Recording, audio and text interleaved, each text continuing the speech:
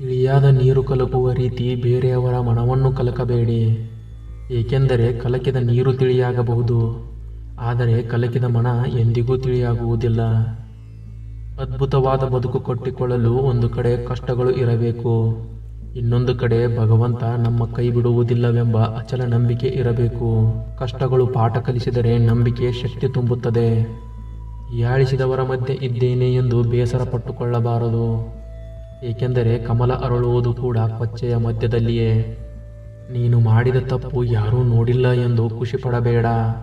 ಮುಖ್ಯವಾಗಿ ನಿನ್ನ ಆತ್ಮ, ನಿನ್ನ ಮನಸ್ಸಿಗೆ ಅದು ತಿಳಿದಿರುತ್ತದೆ. ಆ ಪರಮಾತ್ಮನೇ ಕ್ಷಮಿಸಿದರೂ ನಿನ್ನ ಆತ್ಮ ನಿನ್ನನ್ನು ಎಂದಿಗೂ ಕ್ಷಮಿಸುವುದಿಲ್ಲ. ನಮ್ಮ ಗುಟ್ಟನ್ನು ಯಾರೊಂದಿಗೂ ಹೇಳಿಕೊಳ್ಳಬಾರದು, ಏಕೆಂದರೆ ಜೀವನದಲ್ಲಿ ಯಾವ ಮಿತ್ರ ಯಾವಾಗ ಶತ್ರುವಾಗುತ್ತಾನೆ ಎಂದು ಯಾರಿಗೂ ಹೇಳಲು ಸಾಧ್ಯವಿಲ್ಲ.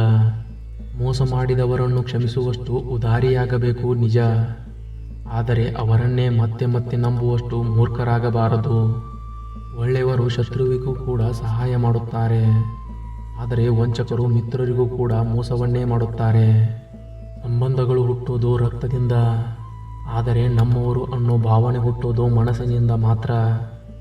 ಆದರೆ ನೋಡುವ ದೃಷ್ಟಿ, ಅರ್ಥ ಮಾಡಿಕೊಳ್ಳುವ ಮನಸ್ಸು, ಮಾತನಾಡುವ ನಾಲಿಗೆ ಸರಿ ಇಲ್ಲದಿದ್ದರೆ ಯಾವ ಸಂಬಂಧಗಳಿಗೂ ಅರ್ಥವೇ ಇರುತ್ತಿರಲಿಲ್ಲ.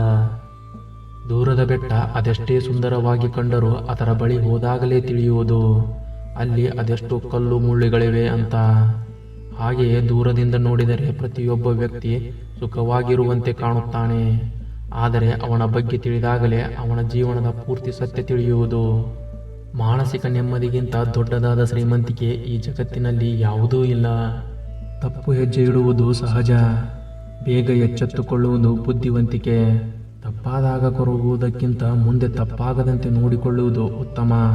ಯಾರೋ ನಿಮ್ಮನ್ನು ತಿರಸ್ಕರಿಸಿದರೆಂದು ದುಃಖಿಸಬೇಡಿ, ಏಕೆಂದರೆ ದುಬಾರಿಯನ್ನು ಕೊಳ್ಳಲು ಎಲ್ಲರಿಗೂ ಸಾಧ್ಯವಿಲ್ಲ. ಆಹಾರದ ಮೇಲೆ ಅಹಂಕಾರ ತೋರಿಸಬೇಡಿ, ಏಕೆಂದರೆ ಅಹಂಕಾರ ತೋರಿಸೋಕೆ ಶಕ್ತಿ ಕೊಟ್ಟಿರೋದು ಕೂಡ ಆಹಾರನೇ. ಆದ್ದರಿಂದ ಊಟದ ವಿಷಯದಲ್ಲಿ ಅಹಂಕಾರ ಬೇಡ. ಜಗದಲ್ಲಿ ಎಲ್ಲರಿಗೂ ಸಮಾನವಾಗಿ ಕಾಣುವುದು ಗಡಿಯಾರ ಮಾತ್ರ. ಬಡವನಿಗೂ ಒಂದೇ, ಶ್ರೀಮಂತನಿಗೂ ಒಂದೇ, ಯಾರಿಗೂ ನಿಲ್ಲುವುದಿಲ್ಲ. ಮನುಷ್ಯರ ಸ್ವಭಾವವೇ ಹಾಗೆ.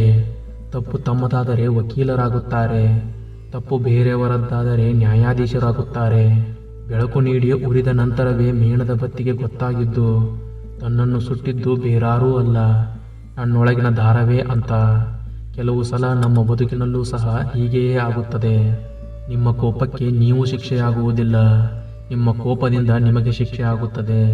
ಕಷ್ಟದಲ್ಲಿ ತಾಳ್ಮೆ, ನಷ್ಟದಲ್ಲಿ ಸಹನೆ, ತೊಂದರೆಯಲ್ಲಿ ಶಾಂತಿ, ದುಃಖದಲ್ಲಿ ಸಮಾಧಾನ ಇದ್ದವರಿಗೆ ಬಾಳಿನಲ್ಲಿ ಯಾವ ಭಯವೂ ಇರುವುದಿಲ್ಲ.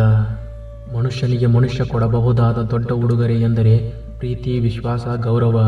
ಪೂಜೆ ಮಾಡುವಾಗ ದೇವರು ನೋಡುತ್ತಾನೆ ಎಂದು ಯೋಚಿಸುವ ಮನುಷ್ಯ ಇನ್ನೊಬ್ಬರಿಗೆ ಮೋಸ ಮಾಡುವಾಗ ದೇವರು ನೋಡುತ್ತಾನೆ ಎಂದು ಯೋಚಿಸುವುದಿಲ್ಲ. ಜೀವನದಲ್ಲಿ ನಮಗೆ ಅರ್ಥ ಮಾಡಿಸುವವರೇ ಸಿಗುತ್ತಾರೆ ವಿನಃ ನಮ್ಮನ್ನು ಅರ್ಥ ಮಾಡಿಕೊಳ್ಳುವವರು ಸಿಗುವುದು ಅತಿ ವಿರಳ. ಮರುಳಿನ ಮೇಲೆ ಮರುಳು ಅಂತ ಬರೆಯಬಹುದು, ಆದರೆ ನೀರಿನ ಮೇಲೆ ನೀರು ಅಂತ ಬರೆಯೋಕ್ಕಾಗಲ್ಲ. ಹಾಗೆಯೇ ಜೀವನದಲ್ಲಿ ಕೆಲವು ಆಸೆಗಳು ಸಾಧ್ಯ, ಕೆಲವು ಆಸೆಗಳು ಅಸಾಧ್ಯ. ಋಣ ಮುಗಿದ ತಕ್ಷಣ ಎಲ್ಲರೂ ಹೊರಡಲೇಬೇಕು. ಅಪಘಾತ, ಆತ್ಮಹತ್ಯೆ, ಹೃದಯಾಘಾತ ಇವು ಎಲ್ಲವೂ ಒಂದು ಕಾರಣ ಮಾತ್ರ.